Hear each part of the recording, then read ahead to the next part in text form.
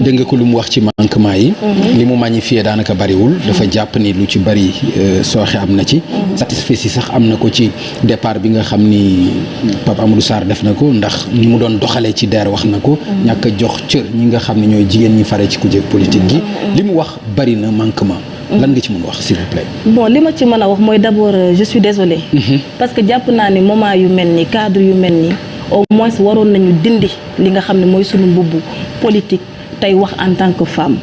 et gis naa ne Aïda tey posture bi mu taxawee mooy que elle est une opposante elle essaie ñaawal li nga xam ne moo fi am jéem a indi li nga xam ni peut-être mooy bëgg-bëggam mais avec une position un peu partisane et pour man tey vraiment cadre bi waroon na nekk cadre jigéen au lieu de femme politique. li ma bëgg a wax li ma bëgg rek dimbali ko tuuti jàppale ko tuuti ci par rapport ak li mu wax par rapport à un avocat juridiquement on dit que ku dem ba accuser nit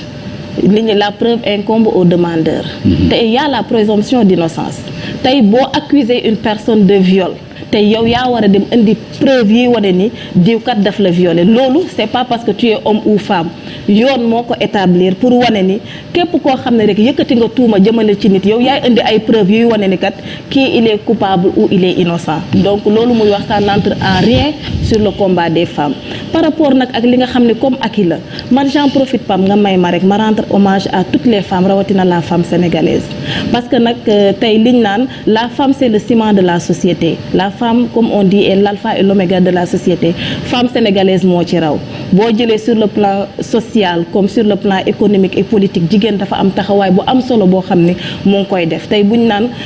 am na stabilité dans la communauté ak dans la famille c'est parce que jigéen moo am nu mu téyee këram loolu sax jàpp naa ni moo tax tey ñu naan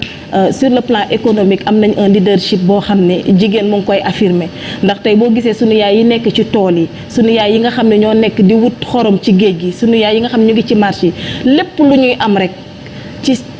ci moyen financier ñaar moo leen tax a jóg dimbali seen borom kër ak li nga xam ne mooy téyeeg li nga xam ne mooy kër gi kon buñ fi toogee tey en tant que femme dinañu rendre hommage femme yooyu ak kii nag am na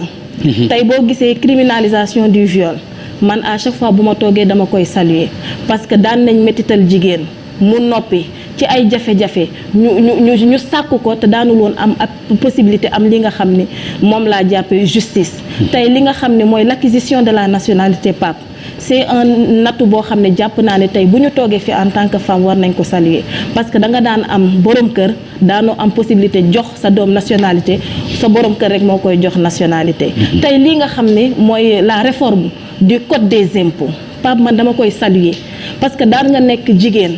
doo am borom kër duñ la wàññil say impôt nga nekk góor am soxna ñu wàññil la say impôt parité n'en parlons pas c'est quelque chose boo xam ne kuy femme da nga koy saluer bien vrai que élection locale yi passé noté nañ ni quand même góor ñi am na nu ñu defee ci parité bi ñoo xam ne dama koy ñaawlu bien vrai que parité acquis la mais nag acquis bi respecté wuñu ko ci élection locale parce que on a pas mal d'hommes maires mais boo gisee ci ay compromis ak ay accords la ñuy jëlee seen adjoint alors que loi bi li mu wax dafa leer tey boo nekkee maire sa adjoint bu dee góor nga sa adjoint jigéen la war a nekk am ñu ko torpiller ma koy fustiger jàpp naa ni accord warul nekk au-dessus de la loi mais nag acquis la kon yooyu buñ ko amee sous le régime de Macky Sall pour man buñ fi toogee war nañ jël lépp luy mbubbu politique teg fële saluer ko doonte nag am na lu des parce que Aïda wax na ko léegi tey lu mel ni li nga xam ni mooy l'accès à la terre pour les femmes tey code bi daf ni chef de famille lañ koy jox alors que code de la famille chef de famille góor lay jàpp naa ne war nañ ci dimbali li nga xam ne mooy jigéen ñi tey li nga xam ni mooy congé de maternité man je me dis que c'est inhumain tey jigéen am doom nàmpal doomam 2 mois 3 mois li ci des mu dem liggéeyi bàyyi doom ji noonu alors que tey war nañ ko permettre mu nàmpal doomam 6 mois ndax loolu la médecin bi wax tey bu ñu mayee jigéen congé de maternité 6 mois Pape man damaa jàpp ne tey dina ko permettre non seulement mu nàmpal doomam mais dina ko permettre au moins mu am benn temps boo xam dina ko consacrer doomam nga xam ne dara loo xam ne rek dina am dina faussé ci allaitement dina ci am Pape beneen bi la recherche de paternité Pape j'y tiens parce que c'est des blocages yoo xam ne jigéen ñi ñu ngi koy am alors que damaa jàpp ni tey toll nañ foo xam ne bu ñu nee 8 mars cas yooyu war nañ ko mën a soulever Pape je trouve anormal tey nga am doom ak ku góor reconnaître ko sa doom màgg di wër papam ñu ne ko amoo droit wër sa papa. doom tey jigéen bu juree sànni ñu tëj ko sanctionné ko góor day toog du reconnaître doomam duñ ko tëj duñ ko sanctionné xale bi màgg bëgg a dem wuti papam ñu ne ko yoon mayu la ko pour man yooyu c'est des questions yoo xam ne tey war nañ ko mën a teg waxtaanee ko ci au moins tirer ci femmes yi nga xam ne ñu ngi dund jafe-jafe yooyu ñu mën a avancer. Ok, merci beaucoup honorable député Diallo. Marème Thiam Babou dégg nga li nga xam ni moom la sa natango yi wax donte bu fekkente ni ñoom ñaar am na fu ñu déggoowul jombul yow am nga ci sa gis-gisu bopp. waaw Pape gannaaw bu ñu saluer waat vraiment esprit bi nga xamante ne c'est un esprit d'ouverture bu ñu am entre nous pour partager plateau bi damay rejoindre un peu Yaya ci li mu wax par rapport ak suñu taxawaay tey xam nga bu Maïmouna toogoon fii tey mu nekk Maïmouna Bousso une grande dame bu ñu partager plateau yu bëri muy défendre ay position wam peut-être que beneen coloration mënoon na am mais yàlla dafa def ñu daje fi ñun ñett waxtaan ci li nga xam ne mooy jëmale jigéen kanam mënuñu nag omettre suñuy casquette politique parce que bu ñuy wax ak yi lu ñu xeex la mais loo xamante ne la dañ ñu ko autoriser kon ñañu ko autoriser ñu tënk ci yoon ñooñu war nañ mën a wax ak ñoom par le 8 mars dafa nekk loo xamante ne nii ci ñun Sénégal man mënuma jàpp ne c'est une fête Yaya Aïda wax na léegi ci journée de la femme d'hier ni ko ministère de la femme fêté mu ne moom folklore bi la gën a gis par contre man foofu dama fay teg loxo dama bokkoon ci ñi doon décrier tout le temps que pourquoi journée de la femme ñuy nuróoleel femmes yi ñuy xëy suba ba ngoon di yendu grand théâtre di lekk ay sandwich folklore tëgg fecc mais démb nañu nangu ne point bu positif ñëw na yokku si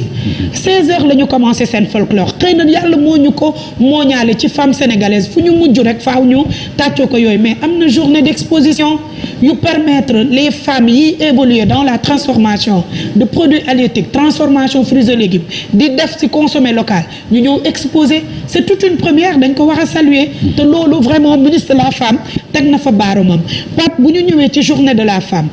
li ñu gën a métti ñu di ko xeex mu ngi gën a nekk ci suñu code de la famille bu ñu defee tuuti genèse man damay wax ne li jigéen ñàkk ba tey taxaw di ko xeex jigéen amoon na ko ci suñu société yu njëkk ya colon bi moo ñëw xëy na jéem ko dindi ci jigéen ba mu jàkkaarloowee ak ndatte yàlla du ma ci revenir li ci Aïda wax jigéen yu jàmbaar yooyu di suñuy référence jàkkaarloo ak ku mel ne Aline Sitoé Diatta mu xam ne la femme sénégalaise elle est brave elle est plus que déterminée elle est persévérante koo xam ne la boo jàkkaarloo ak moom di xeex dina métti lan la def bi mu ñëwee ba coloniser le Sénégal naa fexe ba rocc ci seeni doole mooy tënk leen ci ginnaaw l'ordre colonial tënk leen ci ginnaaw chefferie familiale boobu nga xam ne colon bi moo ne c'est l'homme su ko defee ñoom ñuy wuyu ci loolu ba nga xam ne ak suñu société aussi waaw dëgg la am na suñu moo tax le code dafa important ak suñu ay réalité aussi je te rejoins pas bu ñu ne c'est consensuel dafa important parce que buñ tolloo ba fii jamonoy dox mbir yi évoluer dañu ko war a recontextualiser dañ ko war a réadapter à nos réalités socio-économiques culturelles et surtout religieuses ba yegg fan nga bëgg ba yegg fi nga xamante ne jigéen tey Pape je donne un exemple Pape man damay liggéey je suis cadre di dem ci sama bureau di cotiser chaque mois su ma deewee tey maara deytaane non damay yooyu moom réglé nañ ko d'ailleurs non c'est pas réglé pas am na ci exemple boo xam ne yaa joxe na ko côté impôt non côté impôt bi benn côté la waaw mais dama ne cotisation boobu ñuy def ñun tey bu jigéen bi génnee àdduna bàyyi ay enfants mineurs gëstu ci Pape bu baax di nga confirmer li may wax bàyyi borom këram tey du am benn loo xamante ne tey dinañ ko nuñ koy waxee dinañ ko reverser à sa famille bu mu bàyyi pour mu donn ko ci côté cotisation ci liggéeyukaayam ci li ñuy dagg ci li nga xamante ne nii mooy cotisation yi muy def ci niveau salaire am dafa am solo est-ce que loolu yoon la Pape boo jotee sa soxna tey quel que soit li ngeen jotee yow nga génne ko ci biti ak doomam boo génnee ci mbedd bi tey jigéen ngay gis ak ay doomam ñu toog di yalwaan doo gis benn góor recherche de paternité en plus finir dañ ci war a wax je pense que tey loolu moo gën a war a nekk suñu force ñu jooyante ba nga xam ne dinañ ko xeex ba am ci ay acquis mais li gën a am solo Pape tey mooy. ak loolu kay Marième loolu lu ngeen war a régler la yéen xeex moom mënatu leen ko def fi mu nekk nii. non tey bu fekkee pouvoir bi ñu seen loxo APR. je pense que doléance yi nga wax. non Pape question bi du APR da nga ne ak yi lan la. waaw mais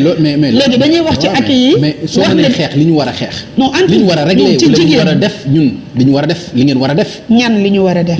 mais ñi nga xam ne tey ñoo yore le pouvoir. Pape, le code de la famille, je répète et je rappelle que c'est consensuel. État le composé, autorité religieuse ak autorité coutumière dañ ciy dox di ci wax ba trouver terrain d'entente parce que ay réalité yu bëri waaw kon loolu du lu état di jóg rek di décider loo xam ne da koy jël imposer ko donc kon xam nga ne processus la léegi nag processus boobu xam nga lu muy àndal ay xeex ak ay amendement waaw mooy jigéen ñi li ñu war a def mooy ci li may wooteel appel bi may lancé xam nga lan la xeex beeg amendement yi jigéen ñi war a def ci yenn point yi nga xam ne ñu ngi ci biir code bi pour que tey bu loolu tënkoo ba d'accord ñu mën ko réintégrer mooy tey l'âge du mariage de l'enfant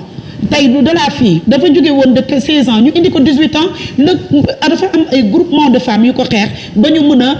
tënku ci protocole de Maputo boobu nga xam ne Sénégal daf ko ratifié woon signé ko donc yooyu avancé yooyu la ñuy xaar mais surtout ci côté état du ma joxe sama kàddu tant que waxuma ci parce que Aïda mi ngi rappeler un peu que ni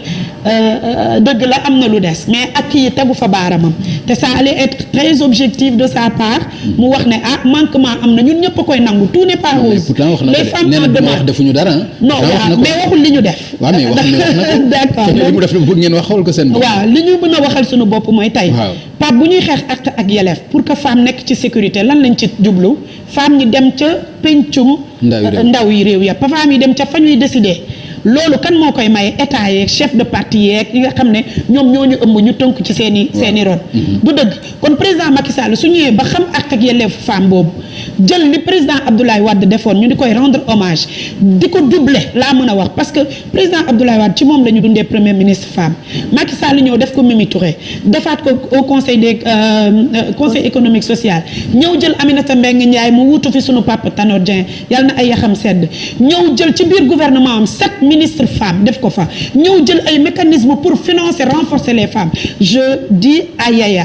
que à Aïda que mën naa waat ne Pape Abdoulaye Sarr tey bi ñu fi jëlee te loolu ñu mën ci discuter man sama projet parce que je suis présidente d'un réseau de femmes bind naa ko je suis chargée d'études expert en suivi évaluation projet jox ko jébbal ko mu xam ne c'est un projet fiable bancable xam nga lan moo tax ba tey mënu ko financer parce que je suis de l'APR projet ba diis na am na solo mu jàpp ne su ko financer kon man je dis quand même nous de l'APR nous subissons de la part de Pape Abdoulaye Sarr une discrimination tey bu ku taxaw ne dafay beral loxo waa APR man sañ naa taxaw parce que j'en constitue un exemple patent boo xam ne tey sama projet mi ngi ci ronam mu teg ci tànk te ku ko gis war na ko mën a financer kon mi ngi à travers DER d'accord à travers l'économie sociale et solidaire dinañ ci ñëwaat s'il vous plaît baal ma